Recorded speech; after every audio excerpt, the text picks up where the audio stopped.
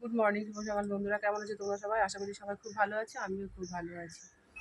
আজকের এখন সকাল বাজে 8:30, না 8:30 না, 9:10। সোনাই পড়তে গেছিলো, পড়ে চলে এসছে। দুষ্টুকে পড়াতে এসছে, দুষ্টু পড়ছে। আর তোমার দাদা হয়ে গেছে বাজারে, বাজার থেকে আসলে তার কী রান্না হয় না হয় সেগুলো দেখছি। আর সকালে মোটামুটি কাজবাজ হয়ে গেছে, চাটা খাওয়া হয়ে গেছে, চাটা খেয়ে নিয়েছি। তারপরে দুষ্টু উঠবে, দুষ্টুকে স্নান করাবো, দুষ্টুকে খাওয়াবো, দুষ্টুকে স্কুলে দিয়ে আসবো। তো তোমরা দেখতে থাকো, সঙ্গে থাকো। তো এদিকে দেখো, এই যে এদিকে ভাত হয়ে গেছে, ভাতটা খুলে নামাবো। এদিকে এঁচড় সেদ্ধ বসিয়ে দিয়েছি। এদিকে এই যে ভোলা মাছের মধ্যে নুন হলুদ মেখে রেখে দিয়েছি। আর কচু শাকটা কালকে কেটেছি, ওটা পরে করবো, এখন আর করবো না। চলো দেখতে থাকো।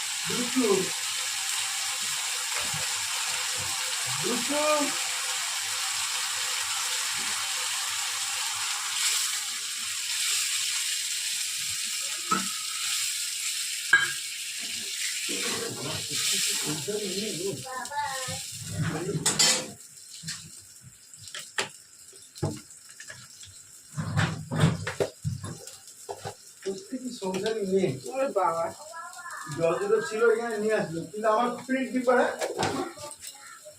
বাহ, ভালো জিনিস তো। হ্যাঁ, খুব ভালো জিনিস। ছোটবেলায় আমরা এটা করতাম, বড় মেয়ে করি না।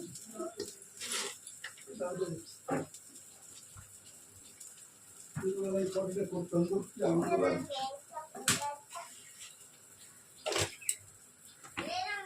যেরকম হয় সেরকম হয়। আর কি বলবো বলো।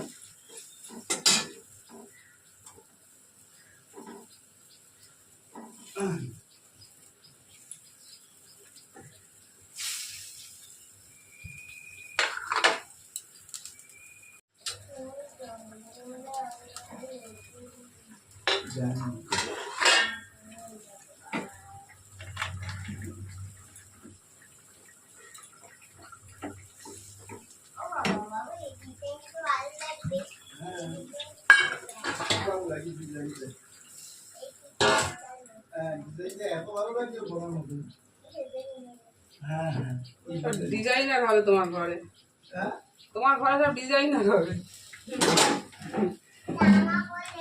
সেও বলে ডিজাইনার শিব, সেও বলে ডিজাইনার শিব।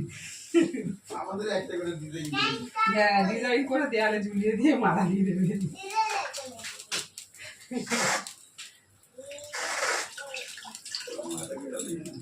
এখানে কি বোঝা যায় বলো তো? বড় যে রাস্তায় যাবে, ছোট সেই রাস্তায় যাবে।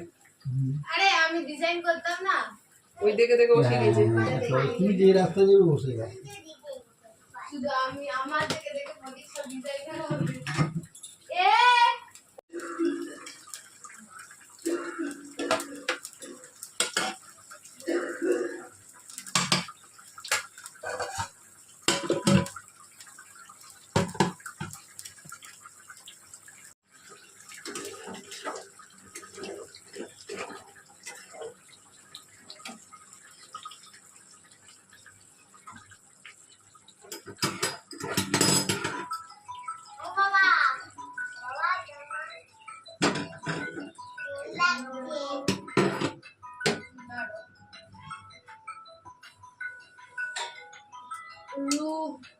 রাজুদা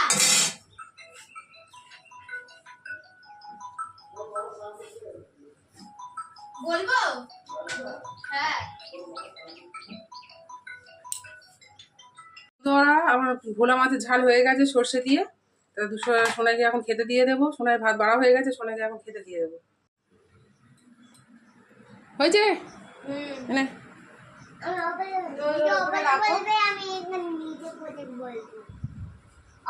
হ্যাঁ হ্যাঁ বটি করে না, কাপড়টা সরা।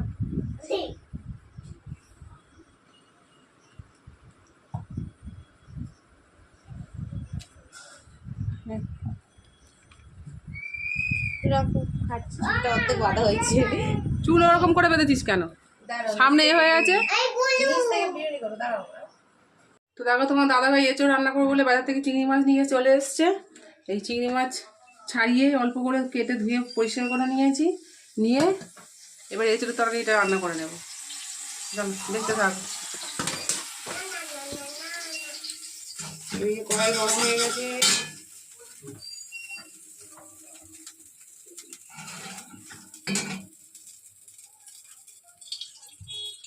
কড়াইতে তেল দিয়ে দিলাম।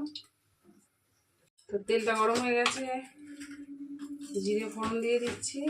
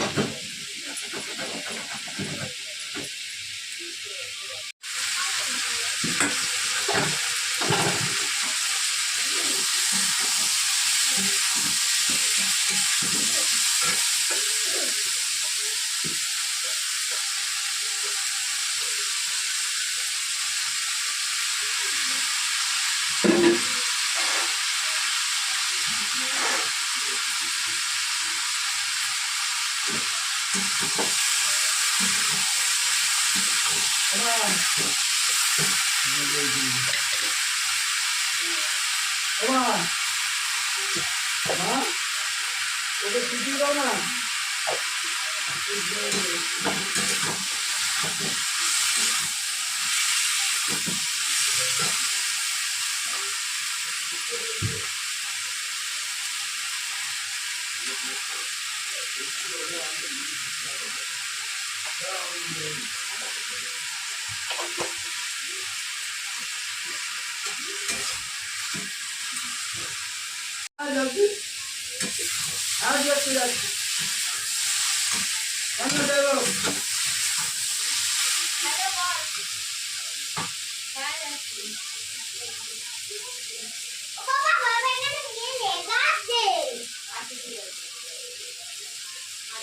এই কয়জন ফোন করতে হবে আচ্ছা আরে দাঁড়া তাহলে ফোন করছি আচ্ছা তোমায় দিয়ে দেবো। হ্যালো হ্যালো আগে তারু আমি 10:30টার মধ্যে পৌঁছে যাবো। হ্যাঁ রে ভাই আমার মার্কেট খোলে 11টার সময়, তাই যাচ্ছি তার। তো বন্ধুরা দেখো এঁচড়ের তরকারি রান্না করছিলাম, হঠাৎ এঁচড়টা কষা হয়ে গেছে। এই যে দেখো কষা হয়ে যাওয়ার পরে একটুখানি মুখে দিয়ে দেখলাম যে এঁচড়টা তেতো, কেন জানি না, আমি এঁচড় রান্না করলেই তেতো, যার জন্য ওই তরকারিটা পুরোটা ফেলে দেবো। চিংড়ি মাছটা ভাজা রেখেছি, ওটা এখন তার করার সময় নেই, সবাই কাজে বেরিয়ে যাচ্ছে, ওই জন্য বেলার দিকে চিংড়ি মাছটা একটুখানি আলু দিয়ে সর্ষে পোস্ত বেটে ওটা করে রাখবো। এঁচড় কেন তেতো হচ্ছে আমি বুঝতে পারছি না, আমি এই নিয়ে দুবার রান্না করলাম, দুবারই আমার তেতো হলো, কেন জানি না। তোমরা কমেন্টে আমাকে জানাবে যে এঁচড় কিভাবে রান্না করলে তেতো হবে না, কেননা সবাই অনেকে রান্না করে কারো তেতো হয় না, কিন্তু আমার কেন তেতো হচ্ছে। পুরো এতটা এঁচড়ের তরকারি দেখো পুরো ফেলা হয়েছে, পুরো ফেলে দিতে হবে। এর আগের বারে তোমার দাদাভাই এঁচড় কিনে নিয়ে এসেছিলো, সেটাও রান্না করছি, সেটাও তেতো হয়েছে, পুরো ফেলে দিয়েছি। আবার আজকেরও সেই, হঠাৎ আমার মনে পড়লো যে আগের বারে তেতো হয়েছিল, তাহলে আজকের একটু দেখি মুখে দিয়ে যে তেতো কিনা, কারণ সব কিছু দিয়ে রান্না করার পরে চিংড়ি মাছটা দিয়ে রান্না করার পরে দেখো তেতো, যার জন্য আমি একটুখানি সোনায় মুখে দিলাম, সোনায় বললো তেতো, আমি একটুখানি মুখে দিয়ে দেখলাম এঁচড়টা, দেখলাম তেতো, যার জন্য পুরো তরকারিটা, পুরো এঁচড় তরকারিটা পুরোটা ফেলে দেবো। আর এঁচড় রান্না করলে কেন তেতো হচ্ছে তোমরা আমাকে একটু কমেন্টে জানিও যে কীভাবে রান্না করলে তেতো হয় না। আমি সিদ্ধ করেছি, জল ফেলে দিয়েছি, ভালো করে ধুয়েছি, সব কিছু করেছি, কিন্তু তার সত্ত্বেও দেখো এঁচড়টা আমার তেতো হবে কেন আমি জানি না। আমি এঁচড় রান্না করলেই তেতো হয়, এরকম আর কোনো কিছুতে হয় না, কিন্তু এঁচড় রান্না করলেই আমার হাতে তেতো হচ্ছে। তো চলো তোমার দাদাভাইকে খাবারটা দিয়ে দিই। দাদাভাই ভাত বেড়ে দিয়েছি, ভোলা মাছ দিয়ে দিয়েছি, চিংড়ি মাছ ভাজা দিয়ে দিয়েছি, না এঁচড় আর খেতে হবে না। হ্যাঁ কেন তেতো হচ্ছে আমি বুঝতে পারছি না, এই দুবার রান্না আমি আর কোনোদিন তেঁচড় রান্নাই করবো না, কেউ রান্না করলে তাকে বলবো দিতে। হ্যাঁ তেতো কত মশলা টসলা সব কিছুতে রান্না করলাম তবুও তেতো। ভোলা মাছ ওই সর্ষে দিয়ে করেছি, আর চিংড়ি মাছটা ভাজা দিয়েছি।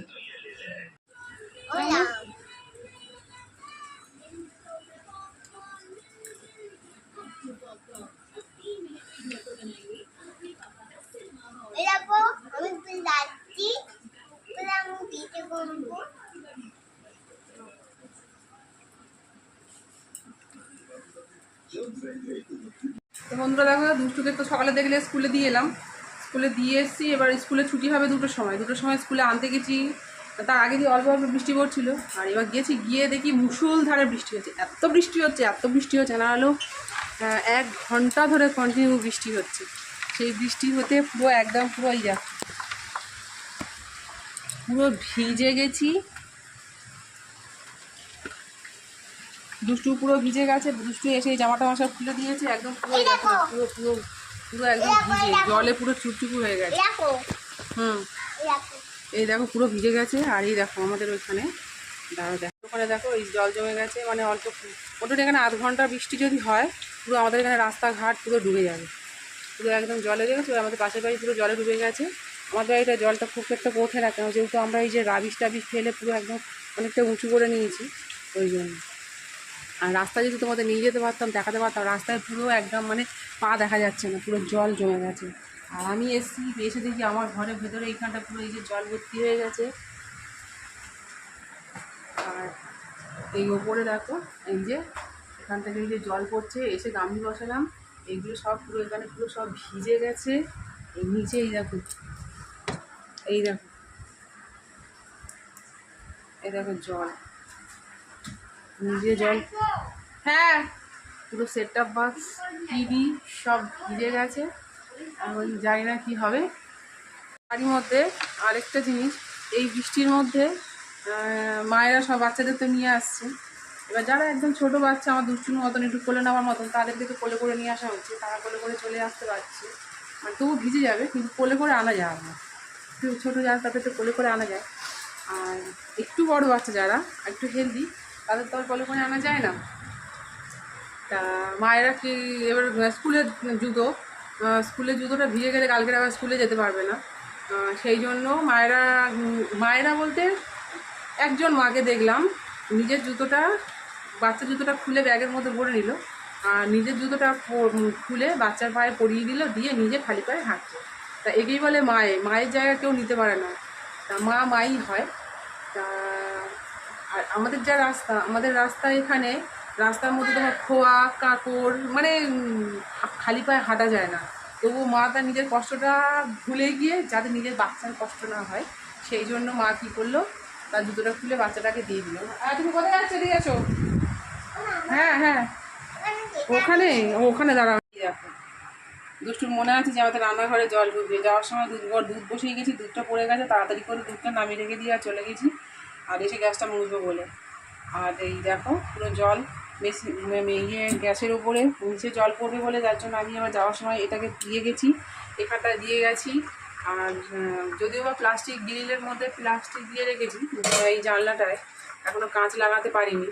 আর মিস্ত্রিরাও কাজ করেছে, জানলাটা ঠিক মতন করেনি, কাজ করেছে তো জানলাটা ঠিক মতন করেনি। জানলাটায় মানে একটুও জায়গা রাখিনি যে যাতে উপরে যে স্ল্যাবটা দেওয়া হয়েছিল জানলায়, যাতে জলটা নিচে না পড়ে, একদম এমনভাবে করেছে পুরো জল পড়ে ভর্তি হয়ে গেছে। বাবা বিছানাতেও জল পড়ছে,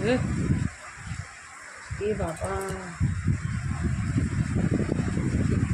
বিছানাতেও এখানে জল পড়েছে। এই দেখো এখান থেকে এখানে বিছানায় জল পড়েছে পুরো, এই দেখো বিছানায় এখানে জল ভর্তি হয়ে গেছে। এই বাবা অনেকটা বেরিয়েছে।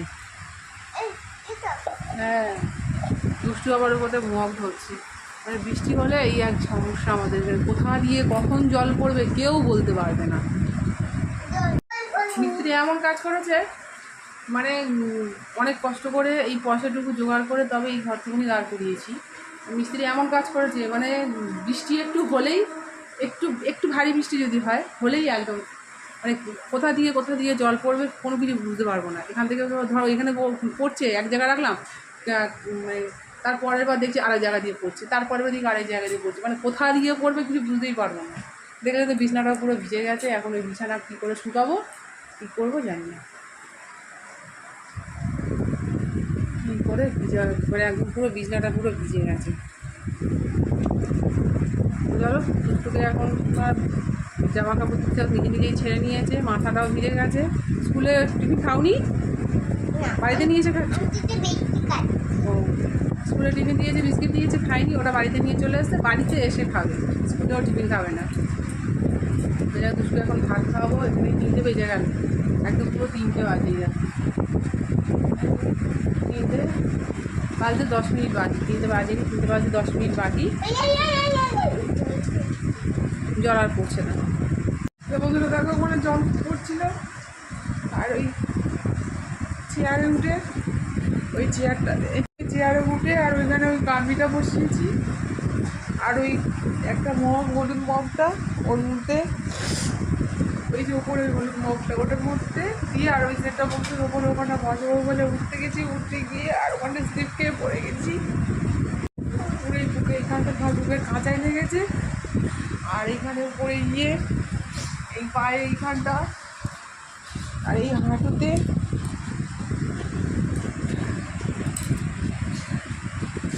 পুরো পড়ে গেছি, চলে গেছে ছিলাম।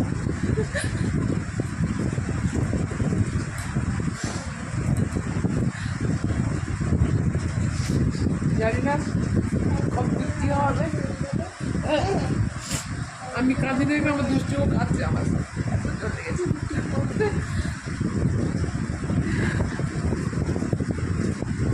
তো এইভাবেই বসবাস করে, আর এইভাবেই এত করে আসছি। জানি না বাবা ওর কবে কপালে সুখ লিখবে, কবে এইসব দিক থেকে শান্তি পাওয়া যায়।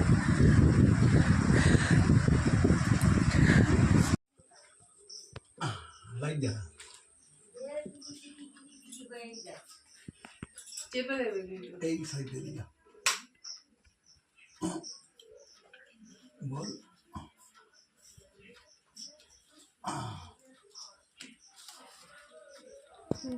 খুব আটা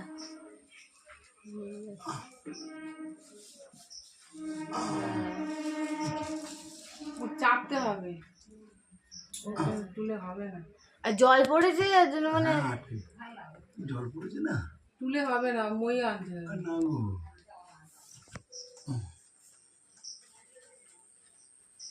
ওটা মুছে নাওনি? হ্যাঁ, তাও জল থাকে। স্যাঁতস্যাঁতে আছে। হ্যাঁ,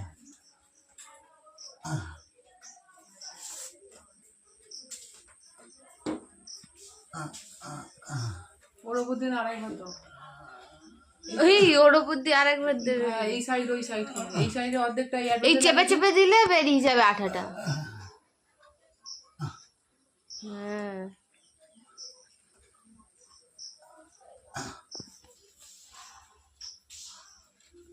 হবে না। আর একটু উঁচু জায়গা দরকার ছিল।